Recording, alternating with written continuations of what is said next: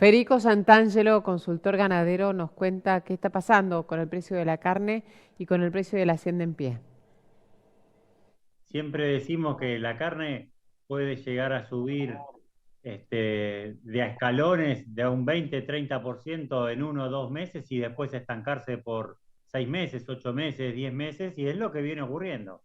Después de un periodo donde la hacienda y la carne venía subiendo bastante, a partir allá desde enero, desde el 20 hasta abril del 22, en donde había tenido una suba importante y había hecho un colchón, a partir desde abril, tal bien que decías vos, el precio de la hacienda se estancó, el precio de la carne al consumidor sube mucho menos, y hoy estamos ante un periodo de una inflación del 7% mensual, comiéndonos ese colchón que había ganado la ganadería en los meses anteriores. Pero hay un retraso significativo, ¿no? Porque de abril a esta parte, el precio de la carne, si aumentó, por lo menos por las mediciones que hay privadas y públicas, fue muy poco. Y el de la hacienda, por el contrario, hasta te diría cayó, ¿no? El precio de la hacienda desde abril está igual o cayó. Lo que pasa es que vamos a hacer, si lo tomamos desde abril, está por debajo. Si lo tomamos con un periodo, un horizonte un poquito más grande, ese colchón que había tomado se viene comiendo rápidamente. No está bien la ganadería, pero, pero no está tan mal, acorde que había acumulado bastante en los meses anteriores, tenía un buen colchón de respaldo. El problema es que las perspectivas que se notan es que no vaya a tener una mejora, por lo menos todavía en el corto plazo.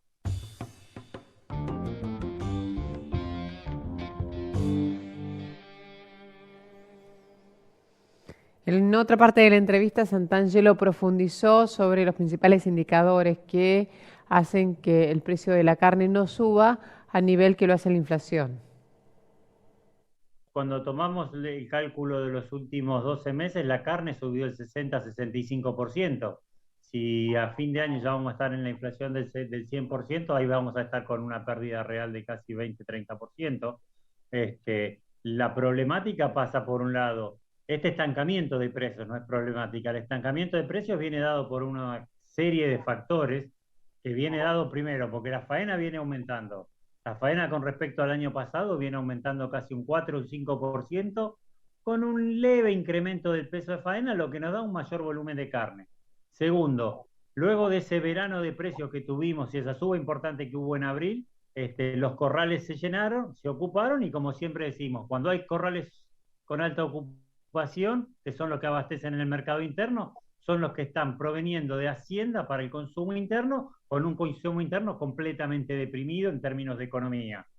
Segundo, cuando vemos con respecto al tema de la exportación, si bien los volúmenes son indicados, hoy la exportación viene trayendo un atraso cambiario importantísimo.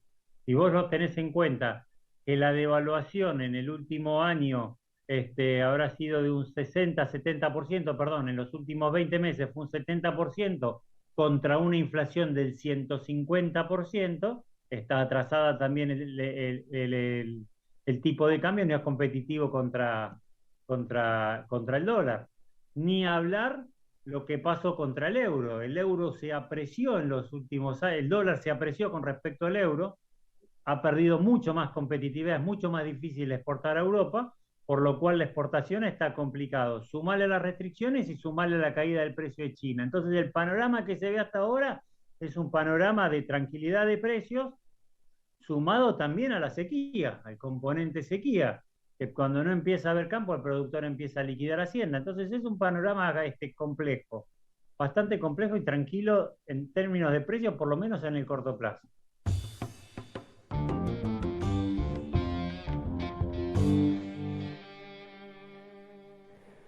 Respecto de lo que está pasando con la carne y con el precio de la hacienda, también hablamos con Miguel Gorelick.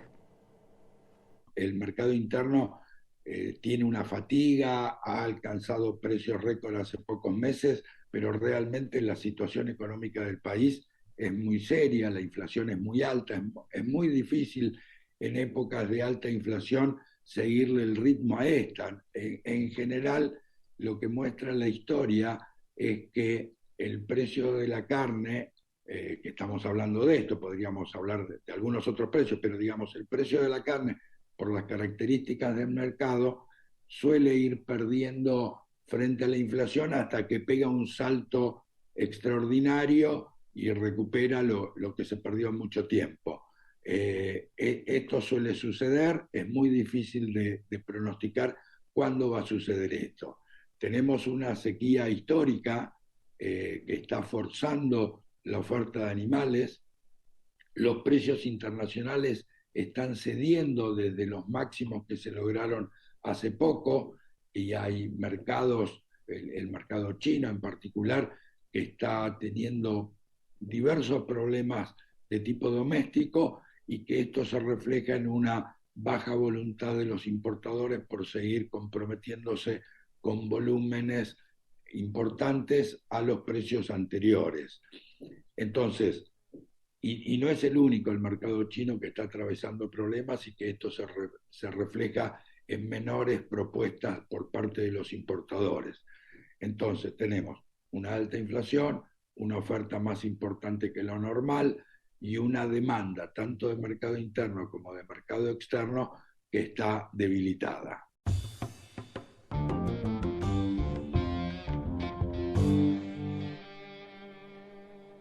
Miguel Gorelik también señala qué es lo que está ocurriendo en particular en el sector feedlotero.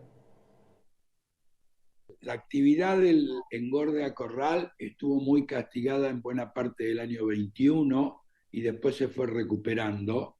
Y desde julio que los indicadores que tienen los feedlots están mostrando nuevamente un deterioro. Acá no solo tiene que ver el precio del gordo, sino que influye el momento y el nivel que se paga por la invernada y también obviamente el costo de la alimentación.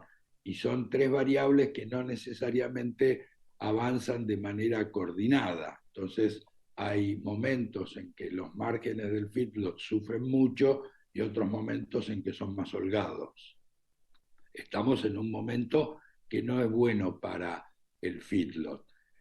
Por ahí la recuperación viene más por el lado de que una alta oferta provocada por la sequía puede bajar el precio de compra de la invernada, más que pensando en una baja en el precio del maíz, aunque en general todos los granos están hoy, igual que la carne, con precios internacionales a la baja. Hay una serie de problemas económicos en el mundo que están empujando esto, la fortaleza del dólar, la guerra en Ucrania, etcétera, etcétera.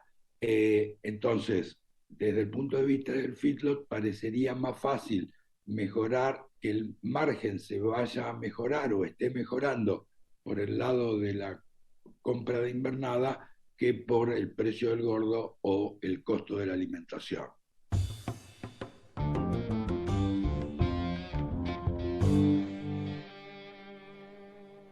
Pausa, ya volvemos.